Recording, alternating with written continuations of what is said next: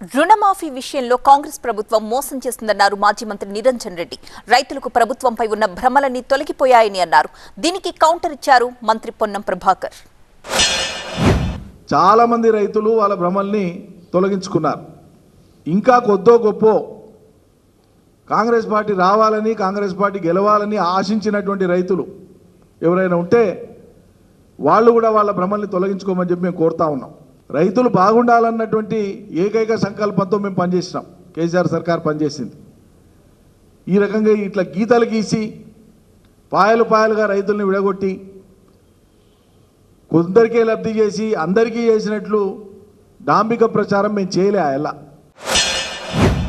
₹1,00,000 మొదటి దశలో వాళ్ళలాగా ₹1,00,000 5 కిస్తుల లేలే, 2 లక్షలు చేస్తామని చెప్పి ₹1,00,000 లోపల ఉన్నటువంటి 99,999 రూపాయలు ఉన్న వాళ్ళందరూ కూడా పేమెంట్ చేసేసాం. దాని తదుపరి మొన్న ₹1,50,000 ఉన్న వాళ్ళందరికీ పేమెంట్ చేసాం. ఇప్పుడు వారం 10 రోజుల లోపల 2 లక్షల లోపల వాళ్ళందరికీ పేమెంట్ చేస్తాం. అది చేయకముందే అట్లా మాట్లాడితే వాళ్ళ అవివేకం.